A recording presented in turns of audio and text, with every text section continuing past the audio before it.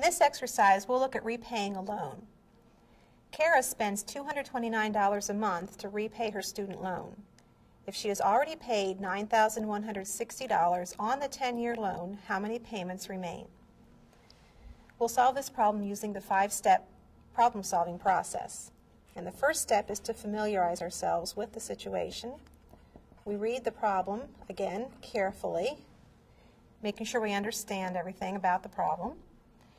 And something we can observe is that if she has monthly payments for 10 years, she's going to have to make 10 times 12, or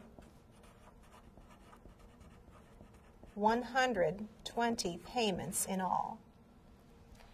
So if we can figure out how many payments she's already made, we can use this number to find out how many payments remain. So that we need to define a variable. Let's let P equal the number of payments that remain.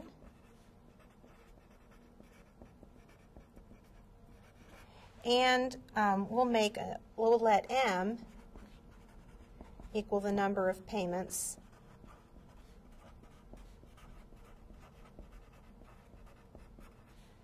that were already made.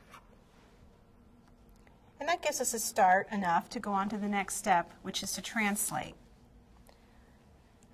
The first thing we're going to do is to come up with an equation that will help us find M, which is the number of payments that were already made. So the amount of payments made to date divided by the amount of each payment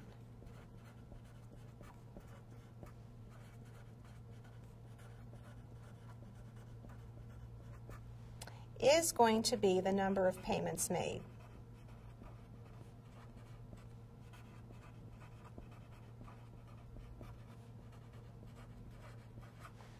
So, translating that, the amount of the payments made to date was $9,160 divided by the amount of each payment, which was $229.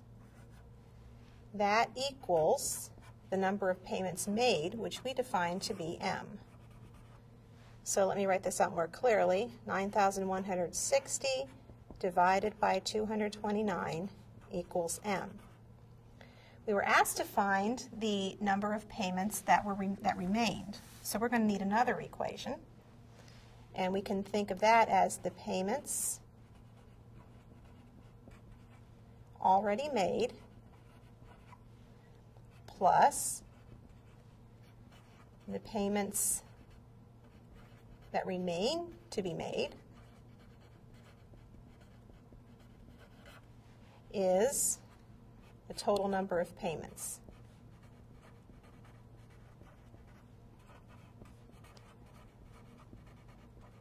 And we know that the payments that were made already is the variable M that we defined, plus we defined the number of payments remaining as P translates to equals, and we found that the total number of payments, that 10 times 12, was 120. So for a second equation, we have M plus P equals 120. We've translated the situation in the problem to mathematical language. We go to the third step, which is to solve. Remember, what we're trying to find is P. So we're going to have to do two steps. We're first of all going to have to find M. We find M by dividing 9,160 by 229. Divide 229 into 9,160. 229 goes into 916 4 times. 40 times 229 is 9,160. We subtract. This gives us a 0 in the ones place. And we have an answer for M of 40. So we have M equals 40. So she's already made 40 payments. In the second equation, we can substitute now 40 for M. So we have 40 plus P equals 120. Subtracting 40 from both sides, we have 40 plus P minus 40 equals 120 minus 40, or P equals 80. And so we have solved for both M and for P. And if it gets confusing to find out which one we were looking for, that's why it was very important to write that down in the familiarize step. If we looked back, we would find that P is the number of payments that remain to be made, which is what we were looking for.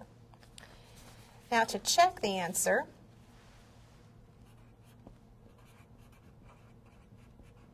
we can actually approach the problem a little bit differently. We can look at the problem, how much would she have paid back in 10 years?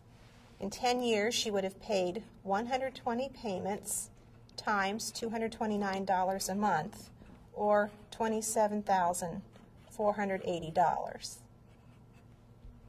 That's the total she had to pay back in 10 years. She's already paid $9,160. If you subtract, she has left to pay $18,320. Let's label this. Okay, now she has $18,320 left, and she's paying $229 a month. If you take 18,320 and divide by 229, you should get the number we're looking for. Or if you take the number of payments we said that were left, 80, and multiply by 229, you should get how much is left. And if you carry out that multiplication, you do get $18,320. So we checked our problem by looking at it a slightly different way, and we found that indeed there are 80 payments left. We state our answer in a complete sentence. For the fifth step, 80 payments remain on the loan.